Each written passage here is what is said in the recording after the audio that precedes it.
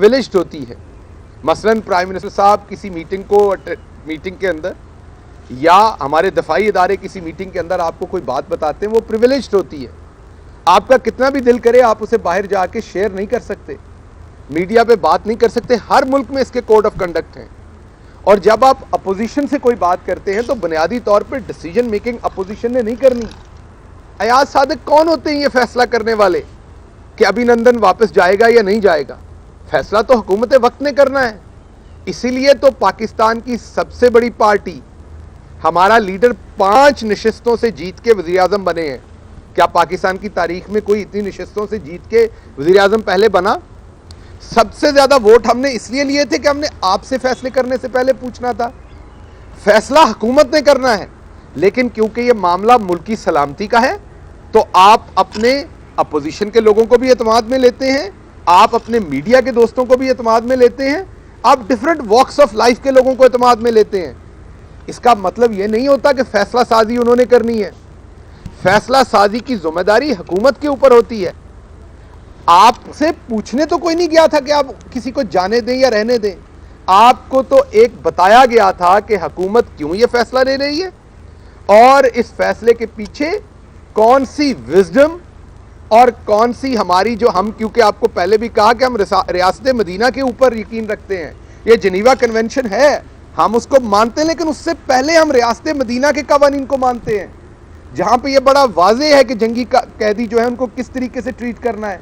यही वजह है कि जब अभिनंदन यहां से गया तो उसने कहा कि पाकिस्तानी फोर्सेस ने उसे, पाकिस्तानी फौज ने उसे बेहतरीन प्रोफेशनल तरीके से ट्रीट किया।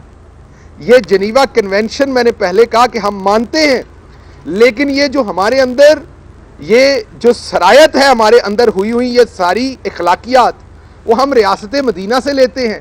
वहां से हमें सिखाया गया कि कैदियों को कैसे ट्रीट करना है आपने।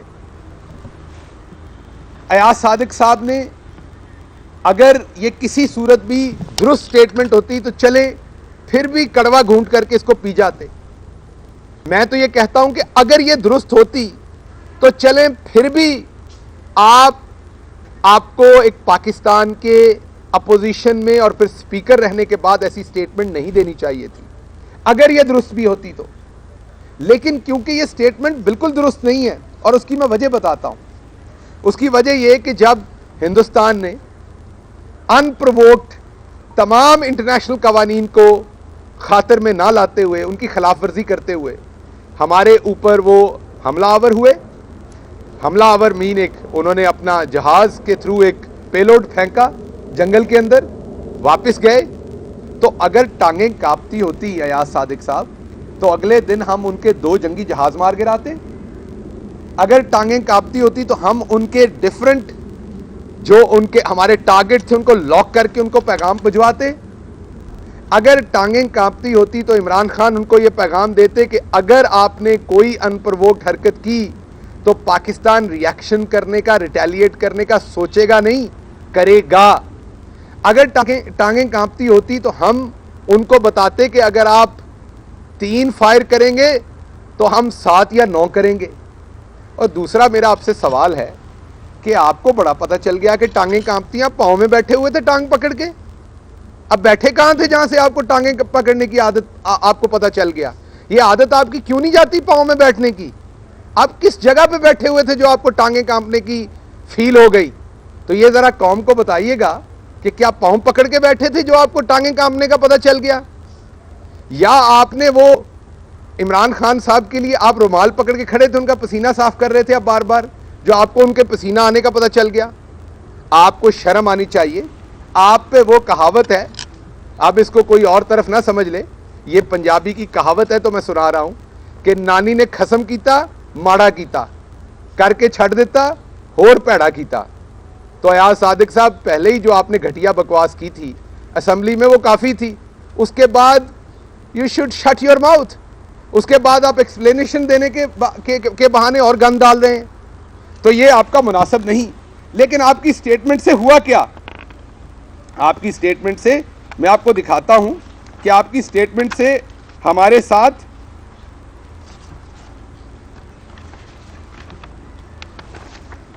ये जो बयानिया आपका लगातार हिंदुस्तान की प्रेस में चलता है, आपकी स्टेटमेंट से वही बयानिया जो है वो चलाया जा रहा है हिंदुस्तान के अंदर। ये आप देख सकते हैं कि जो चीज़ें हमारे बहादुर पायलट्स ने, हमारी फौज ने अपनी जान पर खेलकर जो शान, जो इज्जत, जो तकरीम इस कौम के लिए अर्न की, उसको मट्टी में मिलाने की नाकाम कोशिश जो है वो अयाज सादिक साहब की स्टेटमेंट के बाद इंडियन मीडिया के अंदर आप देख सकते हैं कि किस तरीके से खुशी की लहर है। ये मैं कोई एक चैनल आपको नहीं दिखा रहा, ये चैनल चेंज होते जाएंगे, स्टेटमेंट्स वही रहेंगी। किस तरीके से वहां पे खुशी की लहर है कि वही बात जो मोदी कहते थे, वही बात जो पूरी दुनिया में हिंदुस्तान कहता था, और वही बात जो वो अपने शहरियों को बेचते थे अपनी हजीमत मिटाने के लिए, वही बात अयाज सादिक साहब की जो स्टेटमेंट थी उसने उनको हमारे फॉरेन मिनिस्टर और हमारे आर्मी चीफ के बारे में जो इन्होंने अल्फाज इस्तेमाल किए, वो इंडियन मीडिया किन हरूफ में प्रिंट कर रहा है मैं वो बोल भी नहीं सकता, मैं वो रिप्रोड्यूस नहीं कर सकता आपके सामने अपनी जुबान से, लेकिन आपको दिखा रहा हूं ताकि आपको पता चले कि इनकी ये जो काले करतूत थे, हमने आपको बताया था कि इनका ये तमाम बयानियां बुनियादी तौर पर अपने टके बचाने के लिए है। ये अपने टके बचाने के लिए मुल्क की सलामती पर भी हमला करेंगे, ये अपने टके बचाने के लिए अपने आर्मी चीफ पे भी हमला करेंगे, ये अपने टके बचाने के लिए हमारी बहादुर अफवाज के अंदर डिवीजन करने की भी कोशिश करेंगे, जो इस बुज़दिल आदमी ने पहले की थी जब उस वक्त के आर्मी चीफ मुशर्रफ साहब को इन्होंने उनकी गैर मौजूदगी में उतारने की कोशिश की थी। उससे क्या हो सकता था, और बल्कि प्रैक्टिकली करने की कोशिश की थी, म्यूटनी हो सकती थी, फौज के अंदर बगावत हो सकती थी, और अगर एक दफा किसी फौज के अंदर कामयाब बगावत हो जाए तो वो रुकती नहीं है, वो बार बार होती है। आप मुझे क्या बताइए, दिल पे हाथ रख के बताइए, क्या आप सीरिया से ज्यादा बड़े मुसलमान हैं?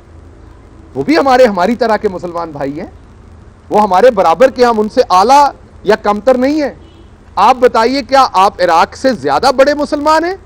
नहीं, वो भी हमारी तरह के हैं, हमारे बराबर के मुसलमान हैं। क्यों हाल हुआ इन मुल्कों का, और अफ्रीका के अंदर बहुत सारे मुल्कों का आज जो हुआ है, क्या वजह बनी